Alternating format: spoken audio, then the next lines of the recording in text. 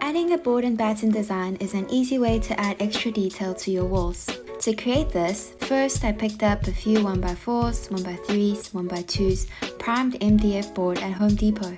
The total came to around $120 US. To begin the work, I first removed the old shower rods from the walls, patched the hole with spackling, sanded when it dried, and sprayed the patched area with orange peel texture spray to match the original texture of the walls. I then took out our old baseboard by scoring the cork line with a utility knife, then taking a putty knife, I wedged it in the gap and pried the baseboard away from the wall. Lastly, I removed any leftover nails. I then measured and cut each of the MDF pieces to fit the dimensions to my bathroom.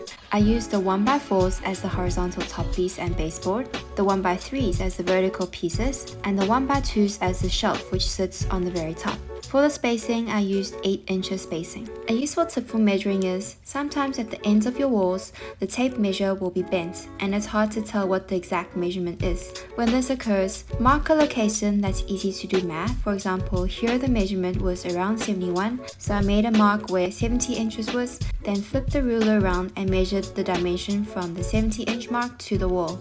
This gives a precise measurement every time.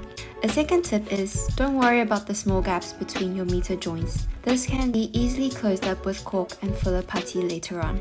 To assemble, I used a leveler to check the wood pieces were straight, then applied wood glue to the back of the MDF wood and then nailed it with a nail gun at a slight angle.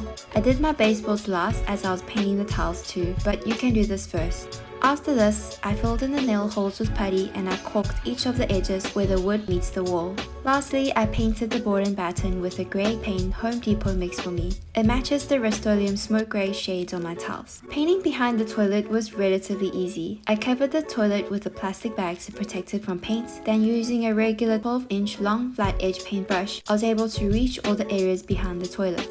As our vanity didn't have a backsplash, I created the look of a backsplash by framing it with 2 pieces of 1x3s, which I painted in white trim paint, and 2 coats of polyurethane to give it extra protection against water splashes. For the gap between the vanity countertop and the backsplash, I used a silicone sealant instead of ordinary caulk. A silicone sealant is more elastic and adheres better to smooth surfaces like countertop, and it also forms a watertight seal. Lastly, I added the wooden pegs as the towel hangers and finished up my baseboards. This is the finished look. Very happy with how it turned out.